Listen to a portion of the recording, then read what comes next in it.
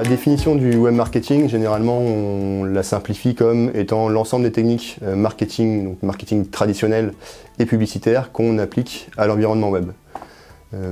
Dans la réalité, c'est un petit peu plus compliqué que ça. On a quelques différences. La première différence importante, ça va être un peu la partie temps réel, c'est-à-dire que on peut lancer et couper une campagne en quelques secondes, ou en tout cas en quelques minutes. On peut changer de message, on peut changer de ciblage, ce qui est un petit peu plus compliqué sur le marketing traditionnel.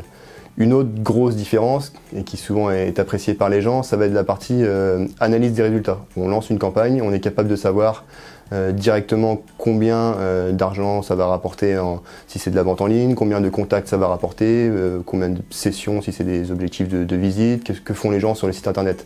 Ce qui est également un petit peu plus compliqué à mesurer sur du marketing traditionnel.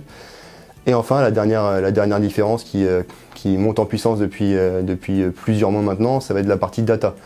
En marketing traditionnel, on parlait de donner le bon message au bon moment à la bonne personne. Avec la data, c'est encore plus vrai, c'est-à-dire qu'on connaît vraiment les gens, on suit leur parcours sur Internet, leur navigation sur Internet, on sait qui ils sont, ce qu'ils aiment, est-ce qu'ils sont plutôt sur le début de la phase d'achat, plutôt prêts à l'achat, et justement on peut leur donner et leur distribuer un message différent avec pourquoi pas des offres, pourquoi pas un message plus informatif. Est-ce que le web marketing remplace le marketing classique? Non, pas du tout, au contraire ce sont deux éléments qui sont tout à fait complémentaires. Ils vont permettre de toucher parfois déjà des personnes différentes, tout le monde n'est pas forcément très actif, ou en tout cas souvent sur Internet. Ce sont des leviers qui vont permettre aussi de toucher les personnes à différents moments de la journée, à différents endroits. Exemple, si on veut toucher les gens pendant qu'ils sont au bureau, on aura peut-être plus de chances de les toucher via le web marketing. Si on veut toucher les gens en voiture, la radio par exemple sera certainement un bien meilleur levier. Ce qu'il faut, c'est vraiment, quand on bâtit un plan média, penser justement à cette complémentarité. Si on lance une campagne de publicité à la télévision, c'est aussi bien d'avoir le pendant sur Internet, pourquoi pas avec des campagnes YouTube par exemple. Et une erreur qu'on rencontre aussi assez fréquemment et qu'il faut éviter, c'est je vais faire une campagne pub à la télé, ça va avoir un impact très généralement important, hein, on sait que ça fonctionne bien et que ça fait réagir les gens. Attention, il faut aussi penser à être un peu plus loin dans la recherche des gens, c'est-à-dire quand les gens vont aller sur Internet pour rechercher des informations ou passer pourquoi pas à l'achat ou à la réservation, être présent. Donc c'est vraiment complémentaire pour toucher les gens un maximum de fois, en tout cas à tout moment de la journée, et c'est aussi complémentaire, je dirais, dans le chemin d'achat ou en tout cas d'objectifs de conversion des différentes personnes. Alors comment est-ce que le marketing doit s'adapter justement à la montée en puissance du web marketing?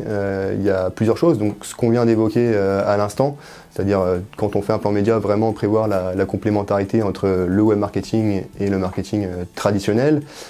L'autre élément, je pense, qui est de plus en plus demandé au marketing classique, en tout cas quand on fait des campagnes de marketing classique, c'est justement tous les avantages qu'on peut avoir au web marketing, et notamment je pense à l'analyse des résultats.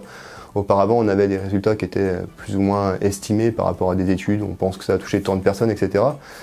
Là, on sent que les gens ont de plus en plus besoin d'avoir des résultats chiffrés, un peu plus concrets, et c'est l'un, on va dire, des problèmes du marketing par rapport au web marketing, et ça demande justement quelques adaptations. La mise en place de numéros traqués par exemple, la mise en place de codes promo, donc on va pouvoir savoir un peu l'impact de telle ou telle campagne, essayer de calculer l'impact d'une campagne pub, que ce soit de la télé, radio ou autre, sur le volume de sessions sur Internet. Donc c'est des choses qui sont pas aussi simples qu'en web marketing, puisque tout n'est pas traqué, tout n'est pas relié, mais en tout cas le marketing classique doit tendre vers ces analyses de résultats.